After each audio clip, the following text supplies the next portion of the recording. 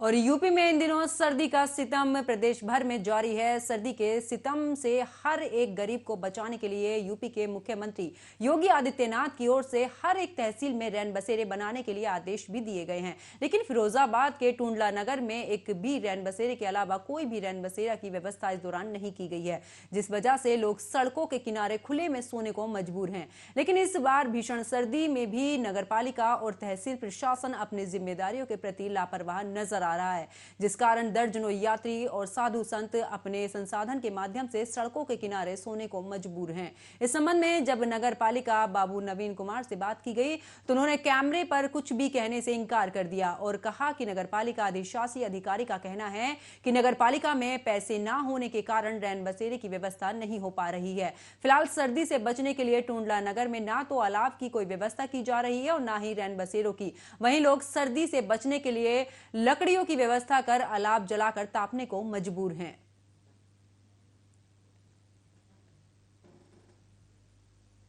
अभी तो कोई व्यवस्था नहीं किया है और खूब कड़ाके की सर्दी है, पर ना लोग भी सोते हैं, कोई व्यवस्था नहीं है अभी तक। तो यहाँ कहीं खुले में लोग सोते नजर अभी आए? हाँ सोते हैं, इधर मंदिर है पास में, उसके पास में भी सोते हैं। अच्छा, तो क्या हर बार यहाँ पे रैन बसेरा बनाया जाता था? हाँ कभी बार बना लेते हैं, अब 2-4 साल एक साल से नहीं देख रहा हूँ। प्रशासन द्वारा रहने की व्यवस्था एक ही व्यवस्था है, वो बड़े चौराहे पर है। आज बाकी एक रैन बसेरा यहाँ लगता था पहले, कई साल से लगता था, मगर इस बार वो बंद कर दिया गया है और ये प्रशासन की बहुत बड़ी एक भूल है। और बुजुर्ग वगैरह जो लेटे हुए हैं काली माता मंदिर पे और भी कई जगह लेटे हुए हैं, रेलवे प्लेटफॉर्म वगैरह बाहर भी लेटते हैं, तो प्रशासन को सोचना चाहिए। एक व्यवस्था यहाँ पहले ऑलरेडी थी तो उसको तैयार करना चाहिए और दूसरी व्यवस्था के लिए जगह जगह सरकार द्वारा अगर ये मुहिम चलाई जा रही है तो इस पर प्रशासन को थोड़ा ध्यान देना चाहिए। और इसी खबर पर ज्यादा जानकारी के साथ मेरे सहयोगी किशन चंद्र मेरे साथ फोन लाइन पर जुड़ चुके हैं। किशन, जिस तरीके से ये मामला सामने आया है कि प्रशासन की तरफ से रैन बसेरे वहां पर नहीं बनाए जा रहे, खुले में सोने को मजबूर हैं गरीब लोग, आखिरकार इतनी बड़ी लापरवाही? पंकज, मैं बताना चाहूंगा, ये जो तस्वीरें हैं ये फिरोजाबाद के जो तहसील टुंडला है, जो नगर की टुंडला नगर की है, जहां पर जो कि उत्तर प्रदेश के मुख्यमंत्री योगी आदित्यनाथ द्वारा सभी को जिलाधिकारियों को आदेशित किया गया है कि कोई भी गरीब ठंड से मतलब मौत ना हो। इसको लेकर जो है प्रशासनिक अमला पूरी तरह जो है लापरवाही दिखा रहा है, जो कि टुंडला नगर में मात्र एक ऐसा रैन बसेरा बनाया गया है जो कि फ्लाईओवर के नीचे, बाद बाकी जो तहसील प्रशासन द्वारा या नगर पालिका द्वारा जो रैन बसेरा बनाए जाते थे इस बार नहीं बनाए गए हैं। जबकि इस बार इतनी भीषण सर्दी पड़ रही है जो कि लोग साधु संतों से लेकर जो आम यात्री हैं वो सड़क के किनारे सोने को मजबूर हैं। और जिस तरीके से इस संबंध में जब हमने कई बार जो है नगर पालिका के आला अधिकारी या जो कि उप जिलाधिकारी हैं या तहसीलदार हैं उनसे भी बात करने का प्रयास किया तो उन्होंने कहा, इस संबंध में ये कहा कि इसमें व्यवस्था की जा रही है, और लेकिन जो धरातल पर है वो बिल्कुल कोई व्यवस्था नहीं है, जो कि लोग सड़कों के किनारे जो कि हादसे का शिकार भी हो सकते हैं रात बिरात। बिल्कुल, लेकिन जिस तरीके से बयान भी सामने आए हैं कि ये भी कहा जा रहा है कि फंड नहीं मिला है इस बार रैन बसेरे बनाने के लिए, तो क्या मुख्यमंत्री ने जो आदेश दिए हैं उनका पालन तो नहीं हो रहा है? क्या मुख्यमंत्री तक इस बात की कोई शिकायत नहीं की गई कि आखिरकार फंड क्यों नहीं दिया गया?